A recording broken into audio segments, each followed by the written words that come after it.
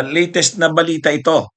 Nabasa ko sa Inquirer, mga kabunyog, mga kababayan, ito'y ayon mismo kay Yusek Claire Castro. Tinanong si Yusek Claire Castro kung ano ang reaksyon ng presidente umano tungkol dito sa napapabalitang isusulong na panibago na namang impeachment ni Sara pagdating ng Pebrero, matapos itong Pebrero 6, 2026. Ngayon, ang reaksyon ng Malacanang unang presidente, ayon kay Yusek Claire Castro, ang sabi niya, nakausap niya ang presidente, tinanong niya mismo kung ano ang masasabi ng presidente tungkol dito nga sa sinusulong na naman na impeachment ni Sara Duterte. Ang sagot daw sa kanya, ayon kay Yusek Claire Castro, ang sagot ng presidente, ang gusto niya, sabi ni Claire Castro, ang gusto ng presidente, ang pagsusulong ng impeachment ni Sara dapat ay katulad ng pagsusulong o nitong mga investigasyon, pag-prosecute nitong sa flood control. Ito kasing sa flood control scandals, o itong mga corruption sa flood control, may investigasyon, dinadaan sa proseso. Yan din daw ang gusto ng presidente tungkol kay Sara. Kaya ibig sabihin, malaking pagkakaiba ito doon sa dating statement ng presidente. Noong 2025, nang isinusulong ang impeachment ni Sara, ang sabi ng presidente, ayaw niya ng impeachment na yan. Kasi sabi niya, makakaabala yan sa trabaho ng Kongreso. Kaya noon, malinaw talaga ang stand ng presidente kontra siya sa pagsusulong ng impeachment kay Sara. Dahil makakadistract daw ito sa maraming trabaho ng Kongreso. Isa ito sa mga dahilan bakit ang Korte Suprema ay parang hindi masyadong sinuportahan. Kaya sa desisyon ng Korte Suprema, naging madali dito na ibasura ang impeachment kay Sara. Dahil ang presidente naman ay malinaw na nagsasabing wala siyang interest dyan sa impeachment na yan. At kung siyang tatanungin, ayaw niya niyan kasi madidistract daw ang trabaho ng gobyerno dahil sa impeachment na yan.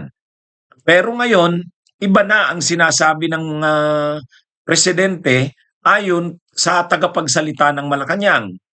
Ang sinasabi lang ng presidente, ayon kay Yusek Claire Castro, sundin ang proseso, due process. Ibig sabihin, ang investigasyon ay katulad ng ginagawang investigasyon sa flood control. At ang pag-prosecute, pag-usig kay Sara Duterte ay katulad din ng pag-usig sa flood control. Kumbaga, idaan sa proseso. Ang headline nga ng Inquirer ay Marcos wants Sara Duterte impeach case handled like flood mess probe. Yan yung si PBBM daw ay gusto na yung impeachment case ni Sara ay i-handle na katulad ng mga investigasyon sa flood control. Anyway, ganyan naman na ngayon ang mangyayari dyan kasi obligado ng sundin yung guidelines na nilabas ng Korte Suprema. Yung bagong guidelines na nilabas ng Korte Suprema based sa desisyon na sinulat ni Senior Associate Justice Marvic Lunin, ang guidelines doon dapat magkaroon ng investigasyon talaga sa Senado. Ibig sabihin, may hearing sa Senado. Bibigyan ng pagkakataon si Sara Duterte na nasamagot sa mga aligasyon sa kanya. Kaya itong sinasabi ng Malacanang na kailangang imbestigahan si Sara, yung Vice President, gagawin talaga yan. Kasi yan na yung bagong guidelines ngayon ng Korte Suprema doon sa desisyon na lumabas. Kaya anyway, balik tayo dito sa sinabi ni Yusek Claire Castro. Ibig sabihin, ibang-iba na ito doon sa dating stand ng presidente. Noon kasi sinabi niya, ayaw niya ng impeachment, hindi siya sang-ayon diyan. Kasi madi-distract ang gawain sa Kongreso kapag linarga yang impeachment. Ngayon hindi na, hindi na. Kumbaga, ah, para sa Malacanang, managot ang lahat ng dapat managot. Kung may mananagot sa mga flood control anomalies, dito rin dapat sa mga inaakusang anomalya sa Vice President, dapat din siyang panagutin kung dapat siyang managot. Kaya, kumbaga ngayon, hindi na sarado ang Pangulo dito sa pagsusulong ng impeachment kay Sara. Kumbaga sabi nga ni Yussi Claire Castro, managot ang dapat managot. Kung ang mga kongresista at mga senador, ang mga officials ng DPWH ay dapat managot sa flood control flood control anomalies, si VP Sara, si Sara Duterte ay dapat ding managot. Pero kailangan lang gawin ang investigasyon na katulad din ng pag-iimbestiga dito sa anomalya sa flood control. Anyway, ibang-iba na yan sa dati. So sana itong posisyon na ito ng presidente ay maging mensahe dito sa mga kongresista na kung ano yung suporta nila noon nung unang impeachment, dapat ngayon ganun din. Kasi kung noon, yung 2025 na impeachment ni Sara, wala, kontra nga ang presidente, sinulong pa rin nila sa Kamara, nakalusot pa rin sa Kamara. Lalo pa ngayon na ang presidente hindi na nagsasabi na kontra siya dyan. Dapat yung mga kongresista, suportahan din yan. Kaya yung sinasabi ni Congressman Benny Abante na parang mahina ang suporta ngayon sa Kamara, dapat nga mas malakas ang suporta ngayon dahil ang presidente na mismo ang nagsasabi na ayon sa tagapagsalita ng Malacanang na dapat isulong yung impeachment pero gawin yan sa paraan na katulad ng pag-iimbestiga sa mga anomalya sa flood control. Ibig sabihin may due process.